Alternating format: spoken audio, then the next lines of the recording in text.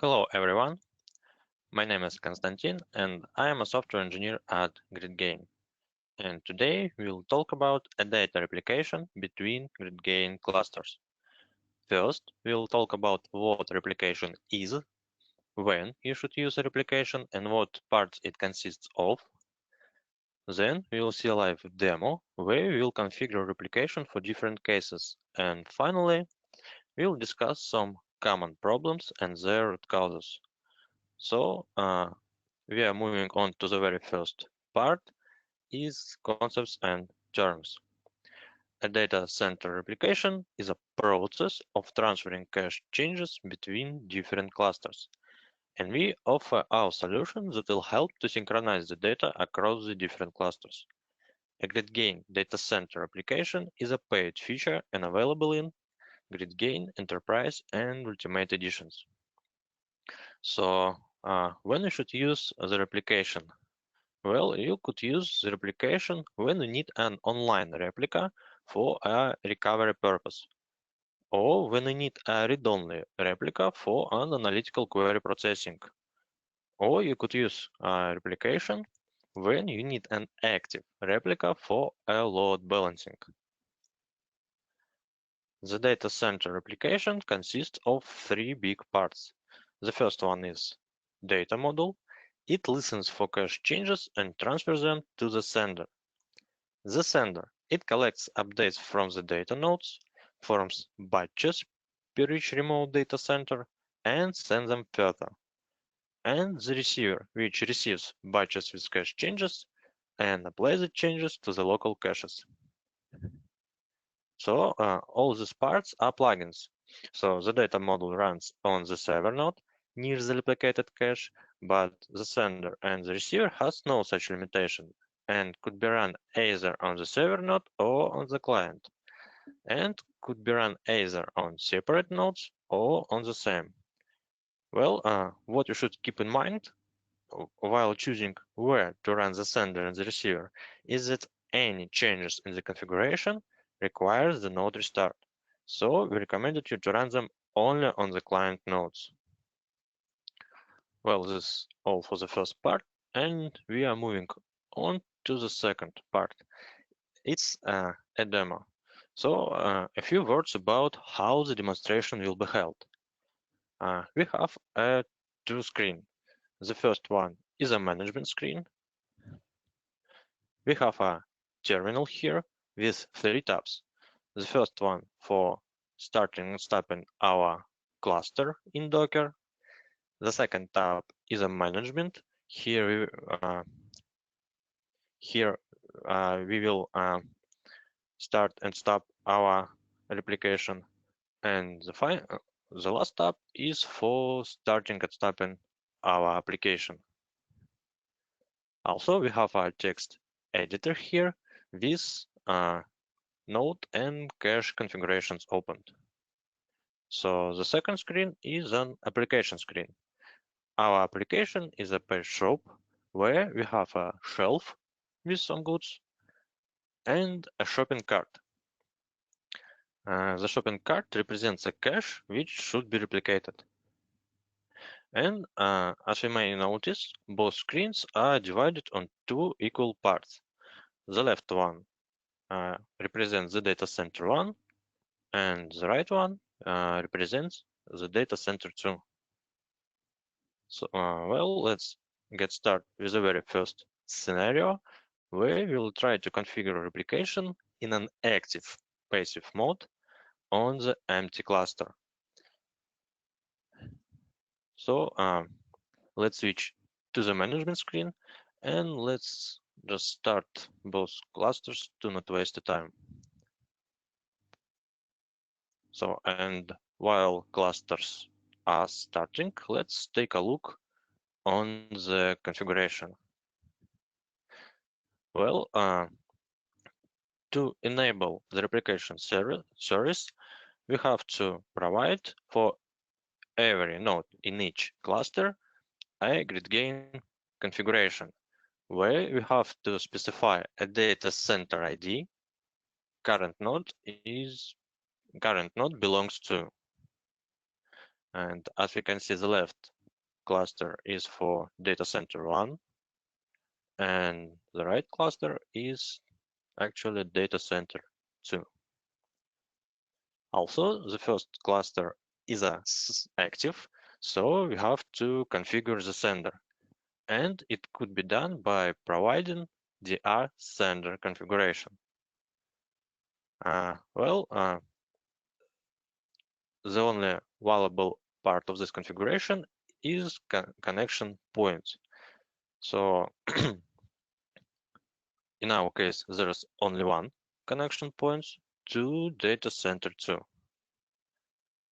Also, we have to tell to the cache that it should send updates. So let's switch to the cache configuration. Here we have to provide GridGain cache configuration, where we have to specify a cache DR sender configuration. And this is all for the active part. The second cluster is a passive, so we have to configure the receiver. And it could be done by providing DR receiver configuration, where we have to specify a port this receiver will listen to. Also, we have to tell to the cache that it should apply updates from remote data center. So let's switch to the cache configuration. And here we have to provide a GridGain configuration, where we have to set property with name DR receiver enabled to true. Well, and this is all actually. So let's verify. Now both clusters are started, so let's verify that our replication is started as well. And for this, we switch to the management tab. And in order to be able to add the Control-H utility, first we have to get inside a Docker container. So let's do it. Well, now we could execute a state command to verify the replication state. And as we can see, the state is sending updates. Also, there's no information that replication was stopped. Then replication should work actually. So let's verify it with our application. Let's switch to the application screen. And first we have to restart both tabs to reconnect to the new cluster. Well, it's okay actually. So, okay, and now let's get sure that replication working. So let's add, for example, a cat food to our cart from application 1. And now let's refresh the second tab one more time to get sure that this item actually moved to the second cluster. And as we can see, the item appears in the second cart. Well, that means that a replication is working. And this is all for the first scenario. And and some configuration key points. To enable a replication service, we have to provide for every node a GridGain configuration, where we have to specify a data center ID current node belongs to. Also, for the active cluster, we have to configure the sender, and for passive cluster, we have to configure the receiver. And finally, you have to tell to the cache that it should send or apply updates from remote data center. Well, and that's all. So let's move on to the next scenario, where we will start replication in an active passive mode on non-empty cluster. So let's see what we'll get. We're switching back to the management screen, and let's just restart the second cluster. So we have no persistence configured. uh, then so the cache should be cleared on the start. Now let's switch to the application screen and refresh the second tab to reconnect to the new cluster. Well, as we can see, error has gone, but the card remains empty. So let's get sure that our application actually working fine. So let's add one more item to the shopping cart from application one. And for example, let's add a cat collar. Now let's refresh the second tab. And as we can see, the second item appear in the shopping cart, but the first item is not. And this is because the replication replicates only the changes that occurred after the replication started. So to synchronize the state of the caches, we have to execute a special command which called full state transfer. So let's do it. We switch back to the management screen, and here in the control sh utility tab, we have to execute full state transfer command.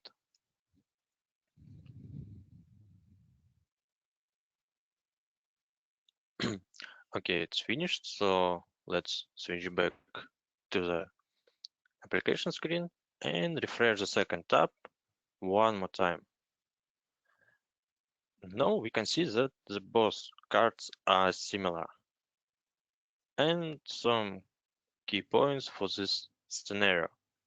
If you start application on an empty cluster, you have to execute a full state transfer command to synchronize the caches. Also, it's highly desirable to clear the target cache before the transferring the state to it. Well, we are moving on to the next scenario where we try to configure the replication in an active mode. So let's switch to the management screen and stop both clusters because we have to change our configuration.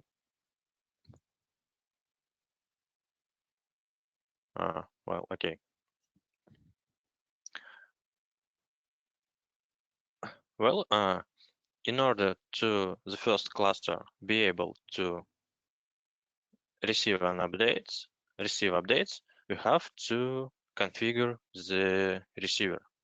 So it could be done by providing the receiver configuration.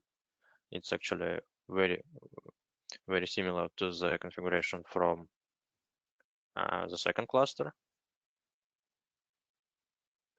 Also, we have to tell to the cache that it should apply updates from remote data center. So let's switch to the cache configuration and enable the receiver part. So it could be done by providing the property with name DR receiver enabled with value true. So, and that's all for the first cluster. For the second cluster, it was a passive, so we have to provide the sender configuration. Okay, we have only one connection point to data center 1. And also we have to tell to the cache that it should send updates. So let's switch to the cache configuration and provide a cache DR sender configuration. This is all for the second cluster. Let's start both clusters.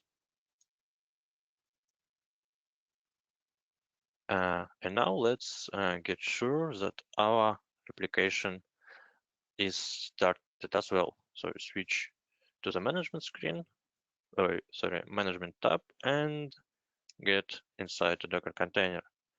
And now we can execute a state command. Well, it's hanging because the cluster is not started yet.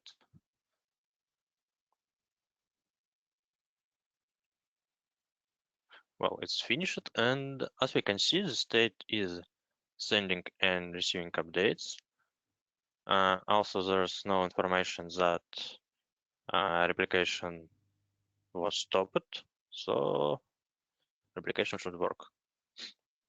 Okay, now let's do it.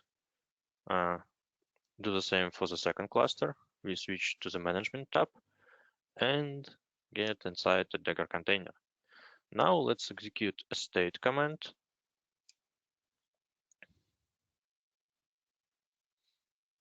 As we can see, the state is the same, sending and receiving updates.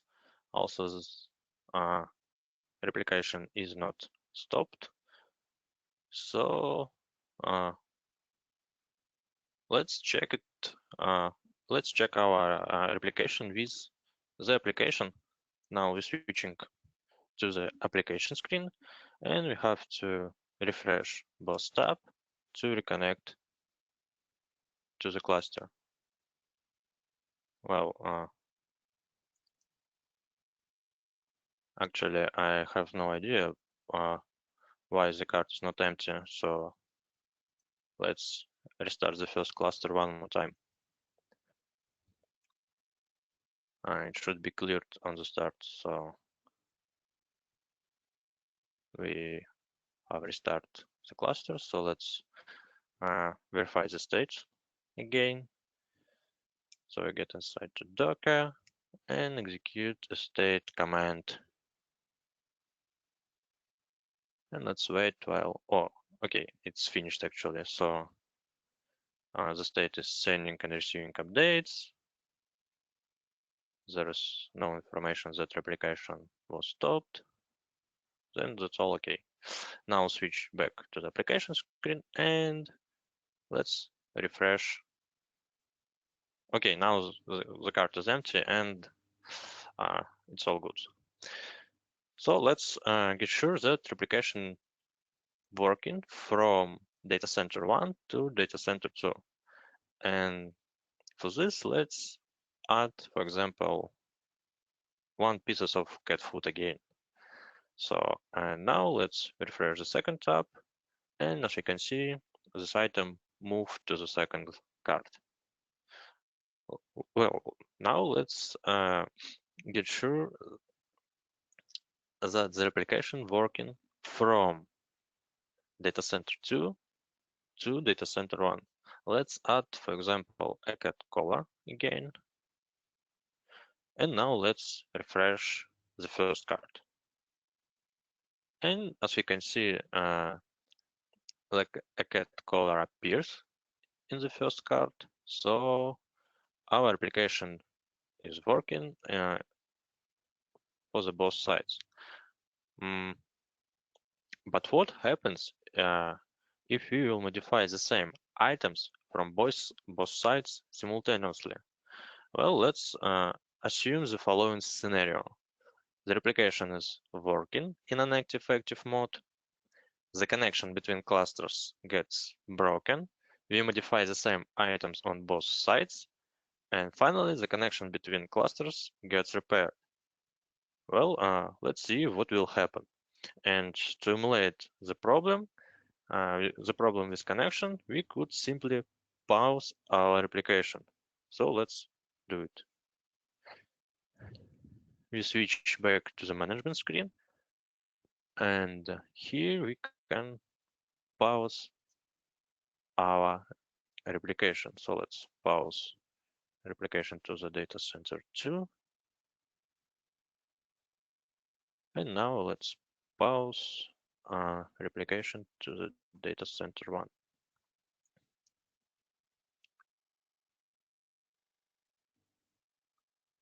Okay, now we're switching back to the application screen and let's modify the same. Let's modify items from our card. So let's from data center 1, let's add, for example, 3 more pieces of cat food and 1 more pieces of cat caller. And from the data center 2, let's do it vice versa. We add one more pieces for cat food and 3 more pieces for cat collar. Okay, I said 3 more, so let's add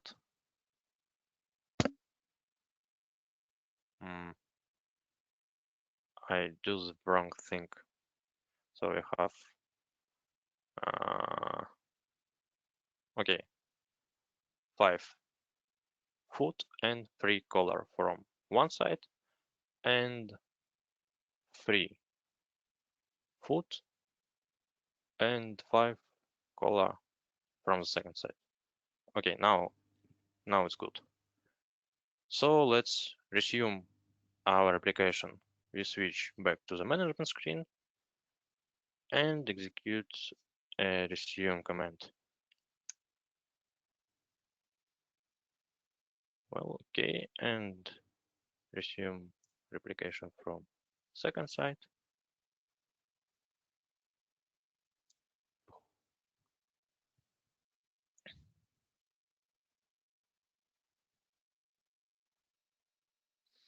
Okay, let's switch back to the application screen and let's refresh the second tab.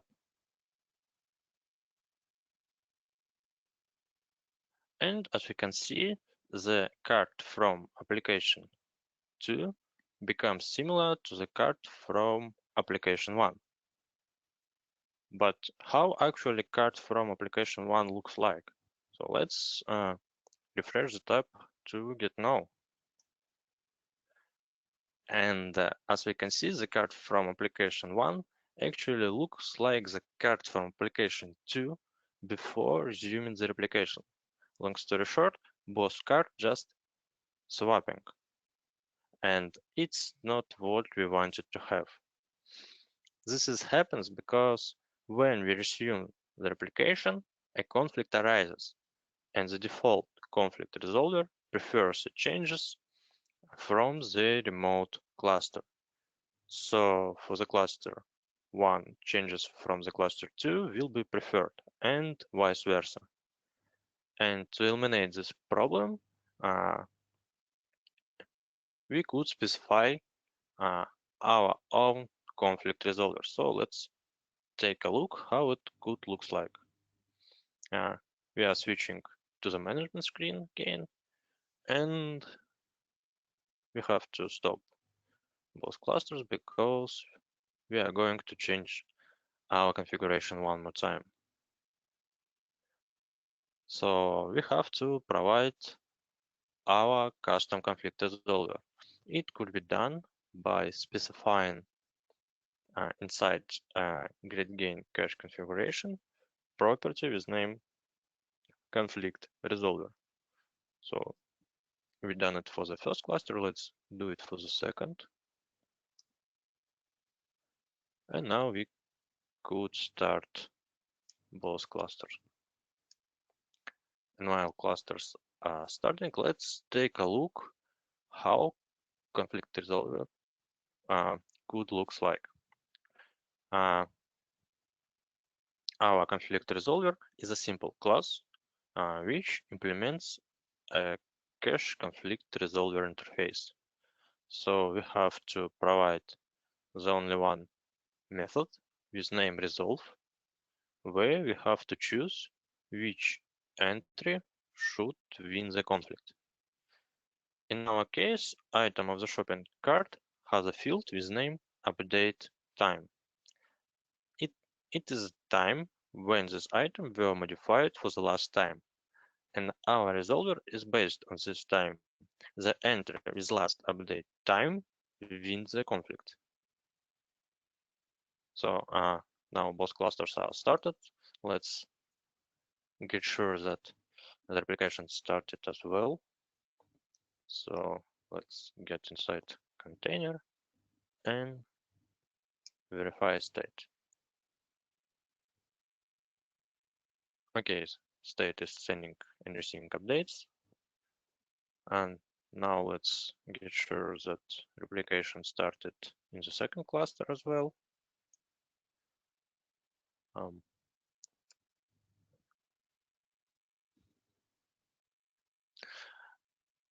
Okay, it's started, so let's verify that now both cards are empty. So we switch to the application screen and refresh both tabs. Okay, the first card is empty and the second is empty as well. So now let's switch back to the management screen and pause our replication. I'll pause for the second data center and pause for the first data center.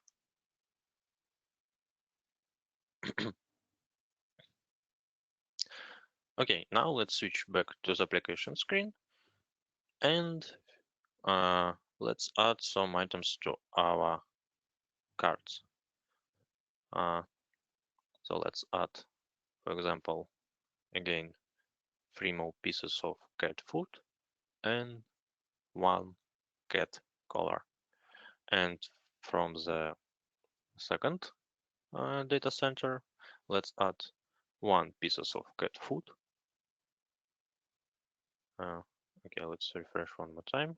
Now let's add it. Oh, okay, it's working. So, and now let's add 3 more pieces of cat collar. Well, we are ready now to resume our replication, so let's do it. Now switch back to the management screen and resume the replication. Again from the first cluster and for the second.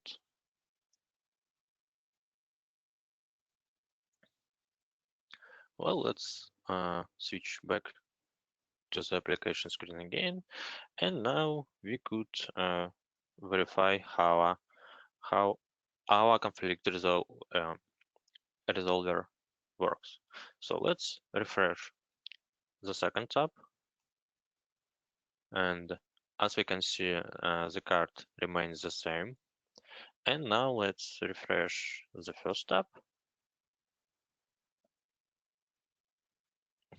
And as we can see, the first card becomes similar to the card from application 2.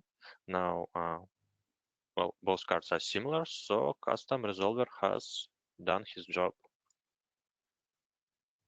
Well, it's all for the third scenario, and some key points is, again, in order to enable the replication service, we have to provide GridGain configuration to the every node, where you have to specify a data center ID. And now for active configuration, you have to configure the sender and the receiver for the both sides. And in order to avoid the inconsistent state of the caches, you have to provide a custom conflict resolver. And that's all. And now we are moving on to the last scenario, where we will see what you could do if your cluster failed. So let's switch to the management screen and just stop the first cluster. So now if you'll switch to the application screen and you'll try to add new items to the card 1, we will getting an error. And it's obvious because the first cluster is unavailable actually. So, and the most simplest way to fix this problem is to restart the application with new connection parameters. So let's do it. We switch back to the management screen, switch to the application tab, and let's restart it. So we stop our application and start with new address of the GridGain cluster. So, well, let's switch back to the application screen and verify that the application actually working fine. So let's refresh the tab, and we could add some items to the cart, and it appears in the second cart. So it's also obvious because the both application connected to the same GridGain cluster. Well, to be honest, right now GridGain has no standard way to handle failover. The easiest way is to restart your application with the new connection parameters. But if restarting is not a cheap operation, then you could have several connections to the distinct clusters in a parallel and switch between these connections inside your app. But actually, this is not the general recommendation, and each case should be considered individually.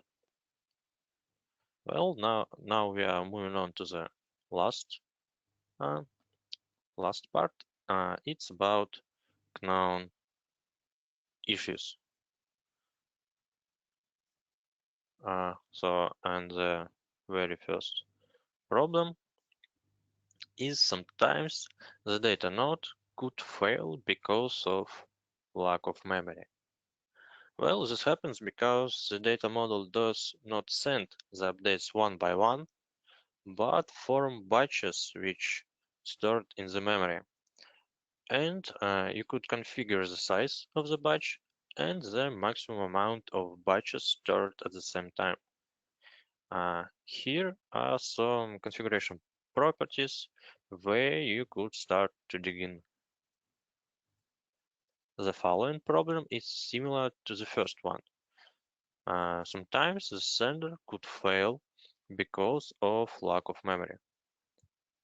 And this happens because the sender keeps in memory those batches that were sent to the receiver, but not acknowledged yet.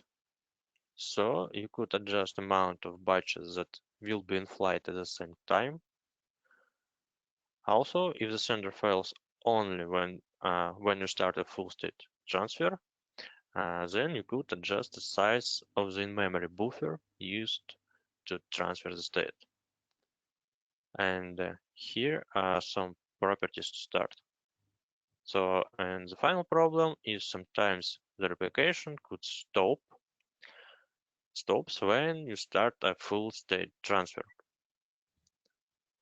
And this is because when the sender or the connection between clusters cannot cope with the data flow generated by replication and the state transfer, the replicated entries begin to accumulate into a GR store. So when the store have overflown, the replication service have to stop the replication in order to not to lose the updates. And to cope with this problem, you could try to adjust the size of the batches, or you could try to set a throttling for the state transfer. Also, sometimes adding a new sender could help. And here are some properties to start. So try, experiment, and if you fail, you could contact our support. GridGain's engineers will always help you. And actually, this is all. Thank you for your attention. Awesome. Thank you, Konstantin. That was great. Audience, I have posted these links in the webinar, GoToWebinar chat panel. So have a link to the documentation page, the demo, and I also wanted to plug in our next webinar that's scheduled for the same time next week. That will cover, there'll be an introduction to using Apache Ignite with SQL. I have a link to that webinar as well. And also, as I mentioned at the beginning of the presentation, if you have any questions for Konstantin, feel free to type it in the chat box, in the questions panel, and we can cover them. While we wait for questions, Constantine, one question I had for you is, does any of this change depending on where the data center is located, whether it's a public cloud, private cloud? Is it all generally applicable?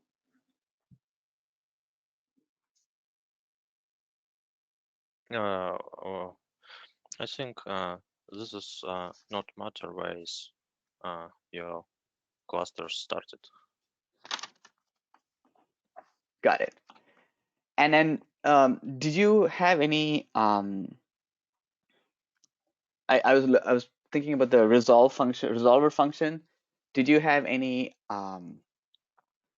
What you see people doing typically for resolver function is?